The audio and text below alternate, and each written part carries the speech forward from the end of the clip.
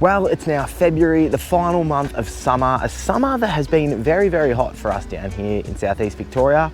February is a month where there's heaps of important jobs to get done, to get our lawns looking good for now and throughout the rest of the year. So let's have a chat about some of those things. Yes, g'day and welcome to a new video. I was thinking about it the other day. I do a post at the start of every month into my Facebook group, and I was thinking, you know what, I reckon February, with some of the jobs that we need to get done before the weather starts to cool down, you can make a very, very strong case for February being the most important month of the year. It may not feel like it at times, but this hot weather, it's gonna slowly start to decline. The time that we have left to make improvements to our lawn, if we want to fix up any bare areas or struggling areas, that time is slowly diminishing. And so there's a few things that we need to get done in general to our lawns, products to apply, all that sort of stuff. So let's get you in this video a bit of a checklist. And so for starters, let's talk about the current state of play, because at this stage of summer, you may have been diligently looking after your lawn and it's mostly looking quite good. But even for me, who regularly watering, regularly doing things to make my lawn or keep it looking really nice, I've got a couple of little spots. There's a post on Instagram the other day as well, but I've got a few struggling little hotspot areas. And something I recommend you do for these little struggling hotspots, you want to try and pick them up now. It might be a job as well for early autumn, depending what sort of weather you're having. We're in Echuca last weekend. It's so hot. It is so dry up there. And yeah, being 4 or 5 degrees warmer than us most of the time, it's a tough environment. And areas like that, Perth, really, really tough when you're fighting consistently against the weather, not getting the relief like we do of having 40 yesterday and 22 today. But you can see what I've done here in this hot spot is I've punched a heap of holes into it.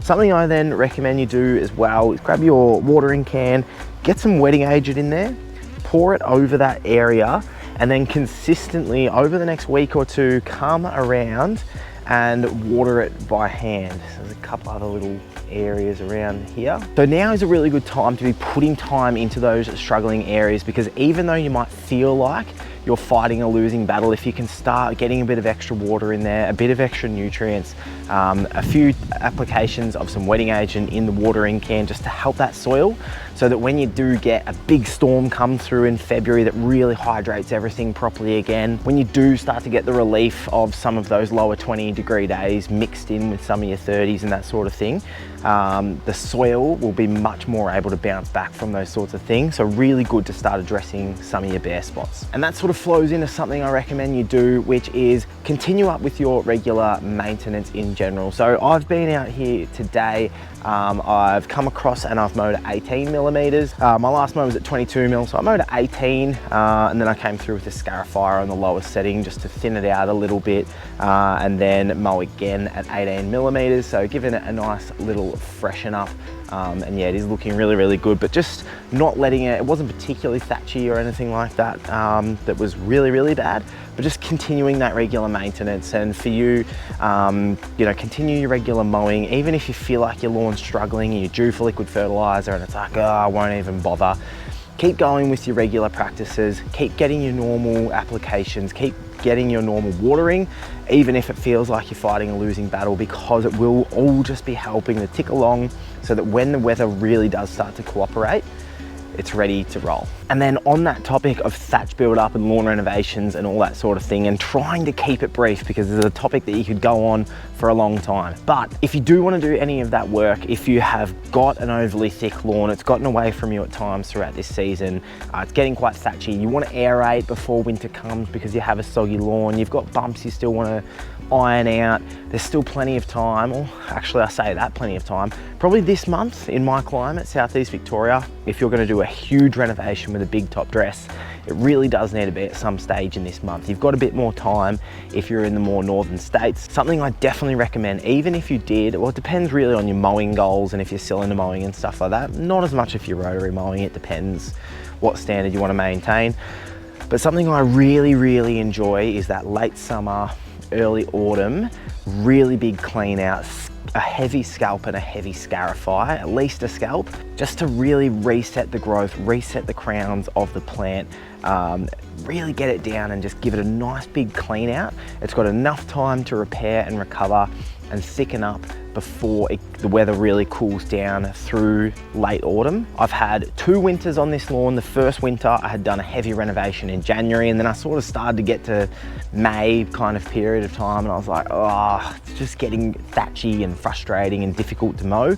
And I really notice it on, 20-meter runs that I've got in this backyard. When it starts to float, when it starts to get a little bit thatchy and the mower floats around, it's really, really frustrating. But last year, because I wanted to sort out particularly drainage and levels, I did a full renovation, which concluded the week coming up to March the 1st, actually. And the winter that I had last year, it was fantastic. Lawn rebounded really, really well.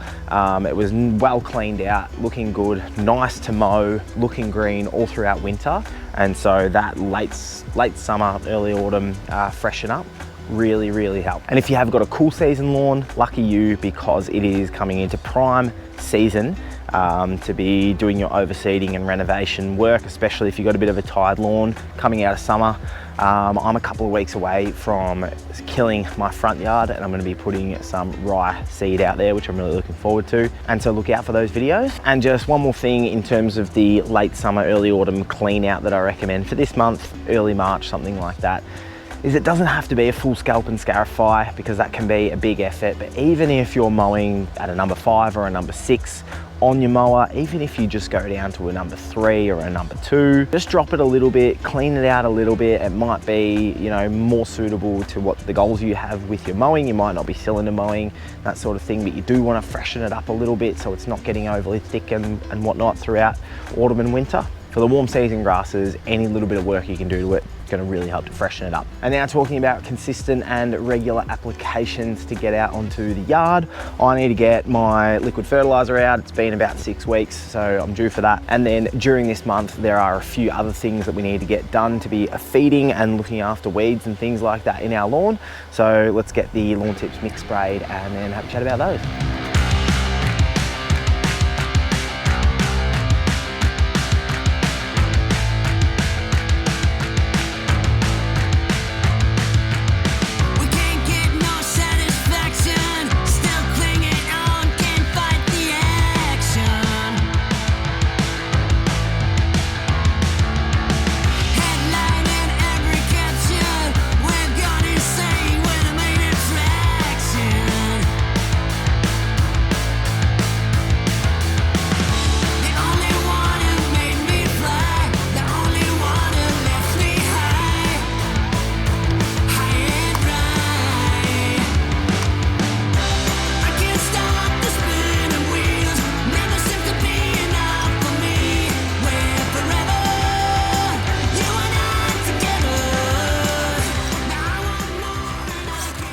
Always good to get the Lawn Tips mix out. Also had some boron in there because I didn't have anyone in my soil tests, and also added in some liquid iron. I'm a little bit worried about the finish on here though, because I felt like I was having some issues with the sprayer. So hopefully it's gone on even enough that a couple of days time it's going to be nice and even and green. So I've just fed using some liquid fertilizer, and something I'm due for in a couple of weeks is my next granular fertilizer application. I aim for about every 10 weeks with my granular ferts. I'll be using Proliferate, which has got a nice balance of nutrients. Although sometimes around that autumn renovation or late summer renovation, I like to do a mixture, like I did on my buffalo actually recently, a mixture of Dominate, which is higher nitrogen to give it a big boost to growth, but also the Proliferate because it's a great sort of root health fertilizer. So having said that, I might do a mixture again, but especially if you're going to do that sort of mini reno, get feeding, get a good granular feed in. Mine's going to be about 2 weeks pre-reno to get it in, get it growing, to hit it hard and be able to repair faster at the mini reno. Next one, late summer, and it is such a quick drop off. It feels like such a quick drop off between our last 37 or 38 degree day, and then it's too cool then for renovation work. It feels really steep. But when you're going to be doing this work anyway, you're probably likely to, somewhere in between it, depending where you are, still have some hot weather left. And so wetting agent as part of your schedule, really, really important. Put it out if you've got a highly stressed lawn like your entire lawn. I showed a patch before, but if your entire lawn has got heat stress, use this a half rate every 2 weeks. I use it about every 6 throughout the growing season. And then the last one coming up for us, it's really, really important, is pre-emergent. So pre-emergent will prevent weeds for 6 months. Apply it twice a year.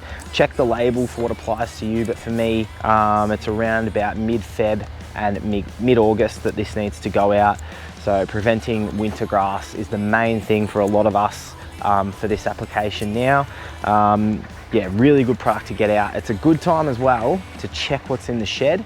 I'm really glad I have made this video because I need 200 mils and I feel like I've got way less than 200 mils in there. So I need to check that and order some more if that's the case. I don't think I do have enough. So definitely for a weed-free lawn, pre-emergent is one of those really, really important ones to have in there. But yeah, preventing weeds, getting it well fed. Last one to finish on is if you are in the tropics or subtropics as well, you will be coming up to another insecticide application. I'm not going to pretend to be an absolute expert right now, but just because of the life cycle and because of the temperatures that they get in the tropics and that you will get in the tropics if you're watching up in those regions, you do need two applications per year of your insecticide. Down here, I can get away with just doing a spring application to prevent grubs. But yeah, tropics, subtropics, you are probably gonna wanna get another application out around this sort of February period. But anyway, February, big month coming up, lots gonna be happening, gonna be lots of videos coming your way. So stay tuned for those. Hope you get your lawn looking really, really nice. Hopefully this video was helpful. Subscribe and do all that sort of crap if that was the case. And I'll see you in the next one. Cheers. All right, always good to get the lawn tips mix out, or also always good to get the, can't talk. Always good, now, okay. Always good to get the lawn tips mix out. Also had some water.